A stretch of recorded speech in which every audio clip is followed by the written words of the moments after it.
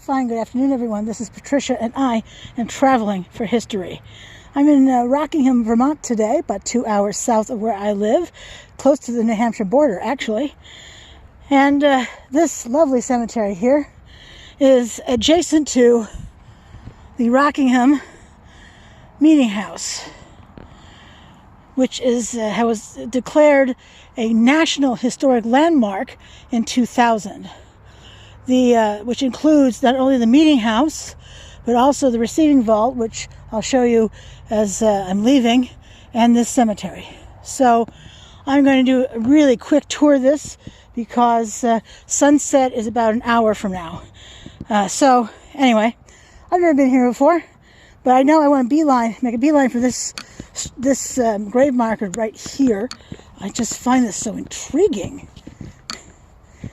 And I think you will too. Oh, this grass is kind of long here. And uneven. I have a penchant for finding all of the uneven ground in cemeteries. Holy cow. And look at this. Wow. That's just a mess. See that? Holy cow. I didn't see a sign for the cemetery.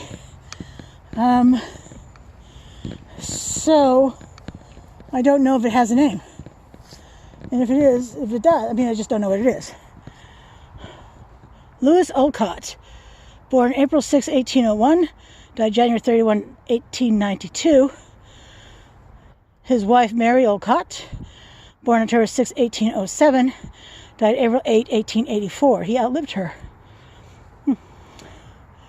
Anyway, isn't that intriguing? I really love the look of this. I guess that's a dog-eared book, eh? Anyway, I know. Not good, but I never said I was.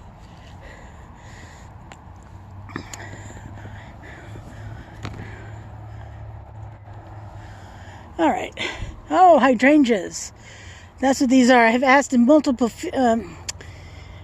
cemetery videos what kinds of plants these are. These are hydrangeas, and except for planting them, they require no care otherwise. They'll just grow practically anywhere, so they make for an excellent cemetery plant. Not only that, but they're really good to pick and to dry. So pretty interesting.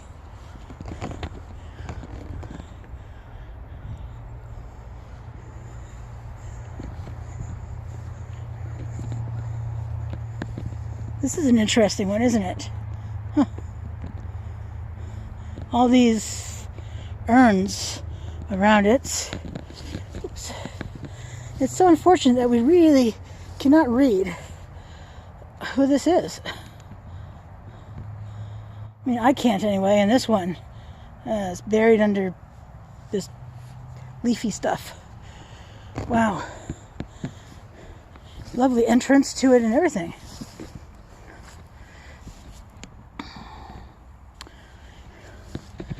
And can we read this at all? James Martin Parker, 1824-1866. His wife, Ellen Augusta Bisbee, 1883? No, 1833? Maybe 1833 to 1904. Yeah, it's hard to... I can't read that. Yes, 1833, 1904. In the viewfinder I can see it perfectly, but on the actual stone, no. No can do.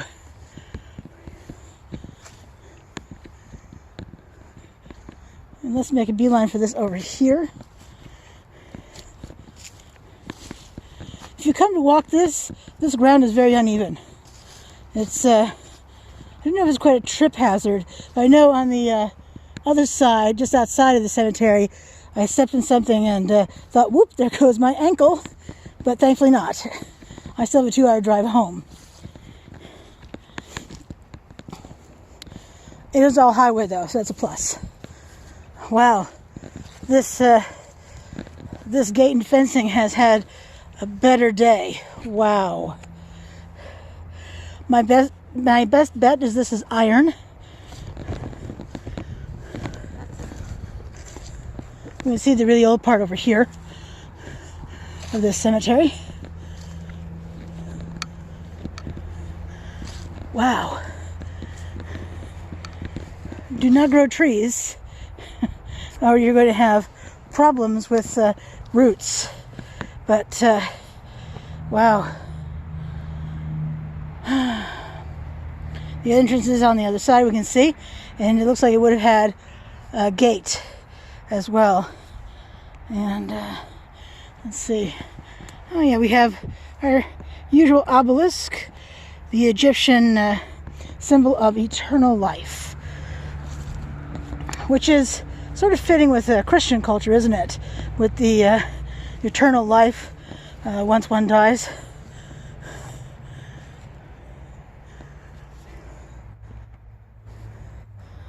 It's beautiful. The fence is gorgeous. Such a shame that it's just leaning. I mean, these looks like lyres. Do you think so too? They do. They really look like that to me.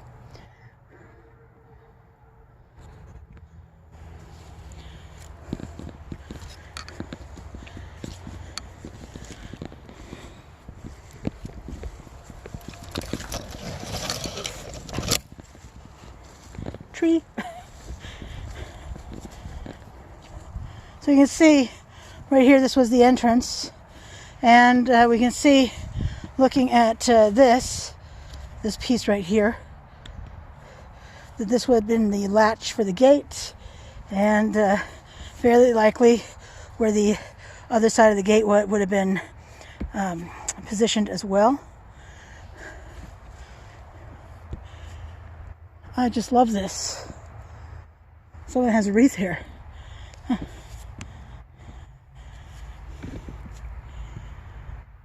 Where do they give walking tours of this cemetery? We can see here that this would have been in here, right? I almost want to try. It kind of reminds me of Tinker Toys when I was a kid. But this is just beautiful right here. Wow. Wow. Reminds me of the fountain at Lakeview Cemetery. There's a replica fountain that they were able to build based upon two things. They had some spare pieces, leftover pieces of this fountain, and a postcard. I gotta love it when people can just do that, right? These artists who can figure this stuff out. That's just wow. Just wow. All right, so let's take a look-see at some of these older graves. And here's a style marker I have not seen before. Wow. Revolutionary soldier, William French chapter, Daughters of the American Revolution. Is erected by, so 1775, 1783. Wow. Isn't that amazing? Nathan Proctor, who died October 27, 1836. Age 86. Huh. I did a video down in Bellows Falls earlier today of a church that was built in 1836. So it's just kind of stuck in my head. But Proctor is a very strong name down in these parts, particularly here in Vermont. All right, let's see, here's another interesting marker over here.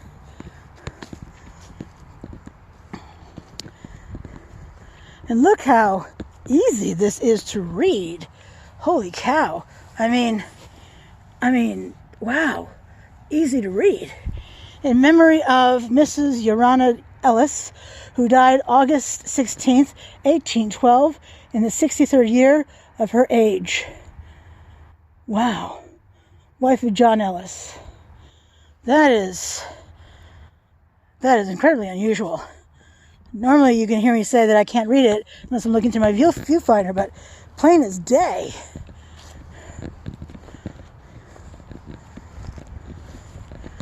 I'm wondering if there's supposed to be graves in this area here, because it's kind of unusual to have such a wide berth right here. And some others that appear to be easy to read. In memory of Eleanora Morgan, daughter of Mr. Quartus and Mrs. Lorana Morgan, who died 19 January 1804, aged 15 months. Wow, a toddler. And even the this urn is easy to see. In memory of Miss Laura Morgan, daughter of Mr. Quartus and Mrs. Lorana Morgan, who died 10 March 1804 in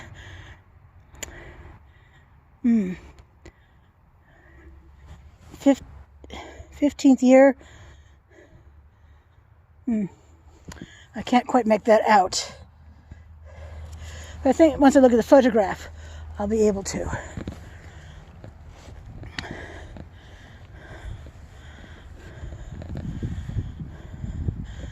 In memory of Quartus Morgan, Esquire, who died March 1st, 1810, aged 44 years. And he was also a Revolutionary War soldier. And look at this interesting design at the top. It took me a little while to figure out what that reminded me of, but it reminds me of a Day of the Dead style. The eyes, the mouth, the hair. I doubt very much that's what it is, but that's what it looks like to me. This looks like slate. There were slate mills in Vermont which produced headstones. If you watch my Slate History Trail Part 1, I do talk about that. The slate mill mills I was visiting did not, but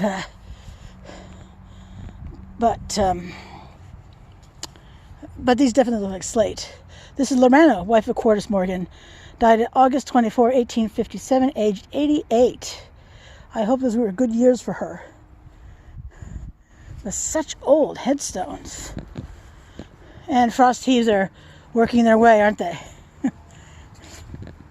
Another Revolutionary War soldier. I love these markers, I have to say. The first time I saw this kind of marker, well, not quite this, it didn't quite look like this, but they were Revolutionary War soldiers, was at the East Shoreham Cemetery in Whiting, Vermont, which is Addison County. And then I saw another one just recently at the Spear Street Cemetery in Shelburne, Vermont. That's in Chittenden County.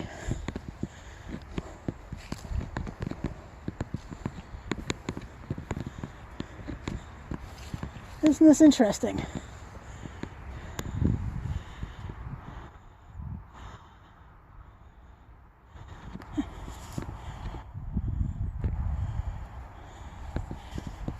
So that we can step here. I just think this is an interesting design. I know this will likely be a little sacrilegious, but I'll say it anyway. It reminds me of a pilgrim's hat, doesn't it to you? I mean, we're on the cusp of November. Today is Friday, October 29, 2021. We see children's graves. Ugh, children's graves. Get tired of finding children's graves, honestly.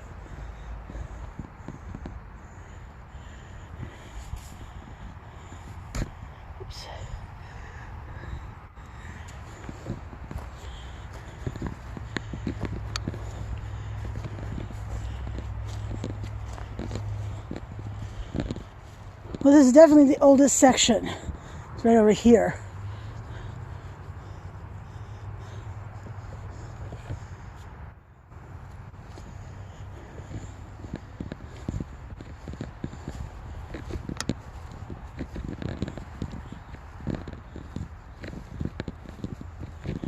Well, tombstone down. And you want to be careful stepping here. Hoo-hoo. You don't want to be stepping in that hole, do you now? Uh-oh. I would say that's probably a good 2 inches deep, maybe 3. Plenty of Revolutionary War soldiers. Another one here.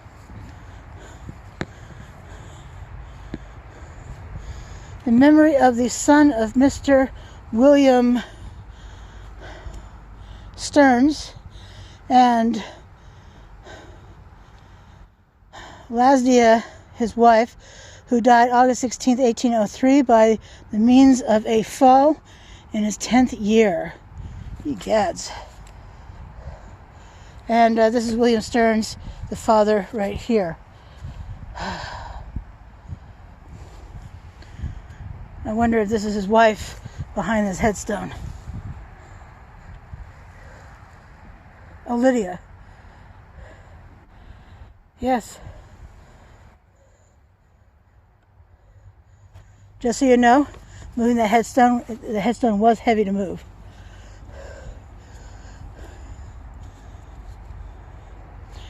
All right, let's continue. I see a headstone that has been repaired. Iron strapping.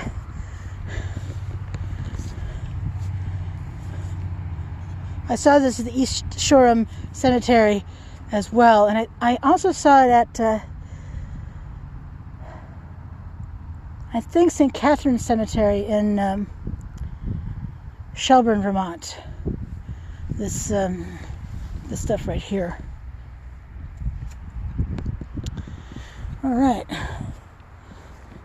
and we see it's held because we have the crack right here across the bottom.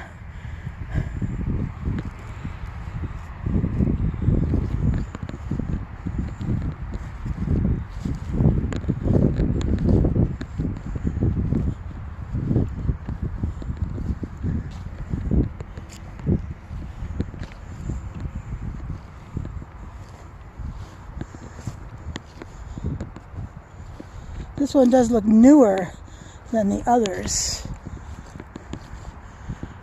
Died 1881, yeah. 60, 70 years later than the others. Has the urn on top. Halliday. And this is going to uproot these at some point. It just is. That's what roots do. Look at this.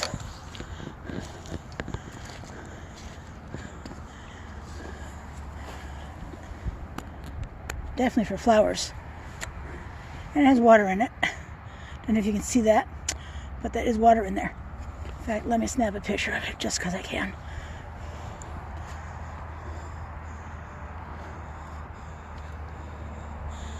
All right. Let's see a different symbol over here. I'm thinking the U.S. Civil War. But let me take a look, see, and let's determine what the heck it is. Oops. Oh, War of 1812.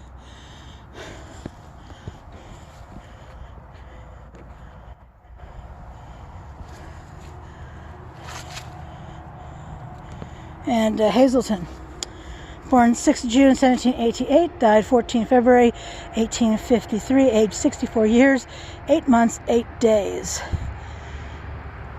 Uriel Hazleton.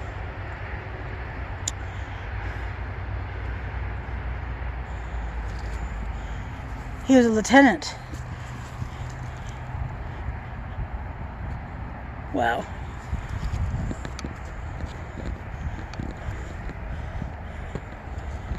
And I saw one over here. Oop.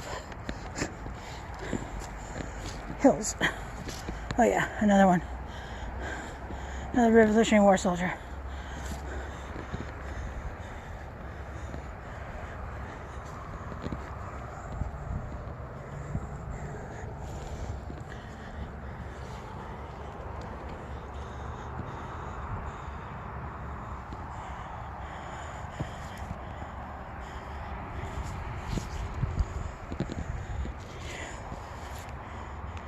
And the meeting house, which is looking over the graves, especially since it was a congregational church, as well as town offices. We can see the sun is beginning to set.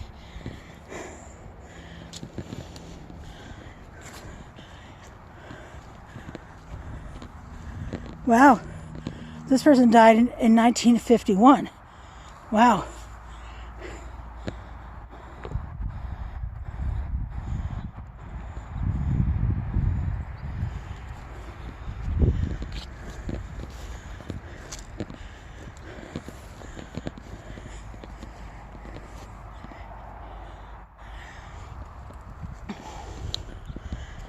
So we're strapping. This is broken in two places, here and here. And that strapping seems to work pretty well.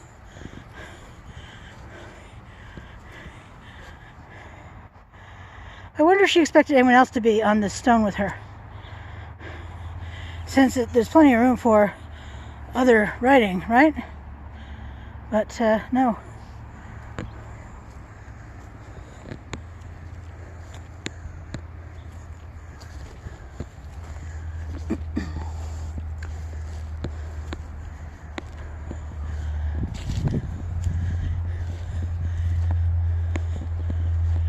And here's another one of those wonderful capped headstones I like so much.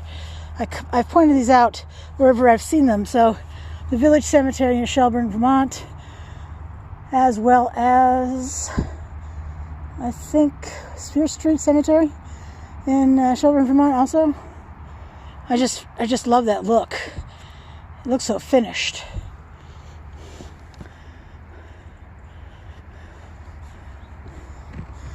And this one, of course, has had a better day. I hate when they land face down. You can't read them anymore.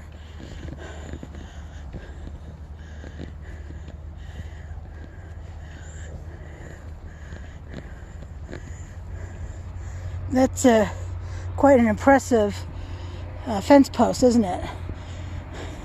I'm sure it would have had maybe... I wonder if this is the original entrance. Would it have a sign maybe? Up? I don't know. And then more posts down that way.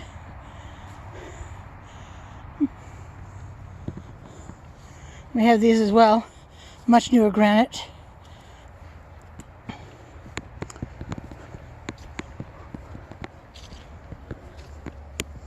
If you're going to come down here to Rockingham anyway, you may as well walk the cemetery, because it's nice to pay respects to our ancestors.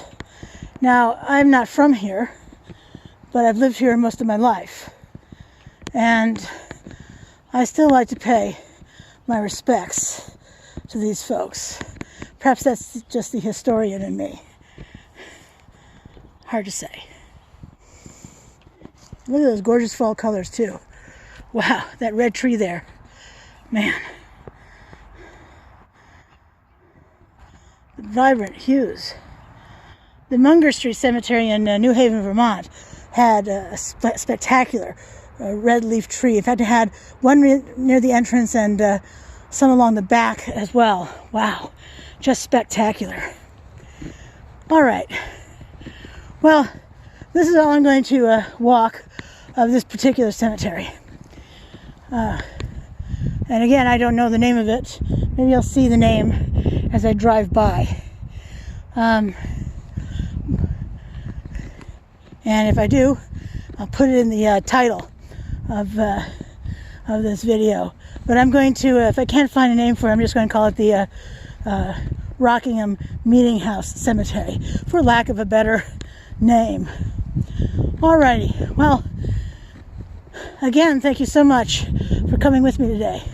This is Patricia, and I am traveling for history. Oh, I see a marker, a bronze marker. Let's see what this says. Maybe it'll tell us the name of the place.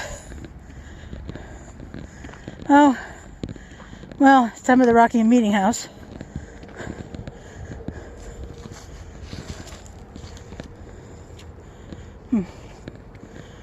Let's see.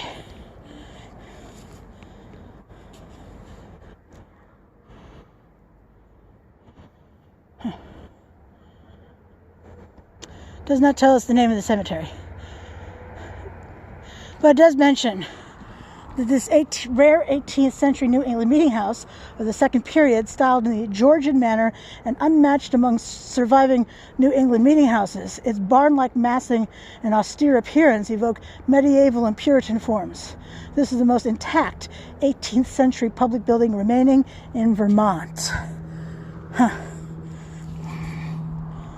Yeah. All right. I'm just going to pause this video and head down to the end of the road to see if I see a name for this cemetery. So hang on just a moment.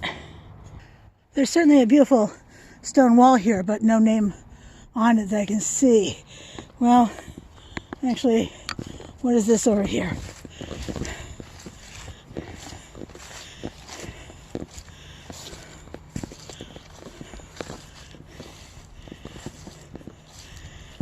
This could be just me, but this really looks like a stone that had a name on it. Oh yeah, cemetery. Oh, but can I even begin to make that out? Can you?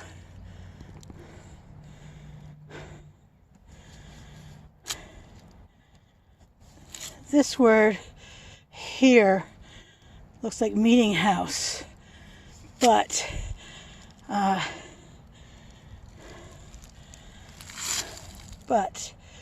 I'm not sure. I'll have to do a little looking around, a little snooping online, see what I can find. But there's no name otherwise. So, again, thank you for coming with me today.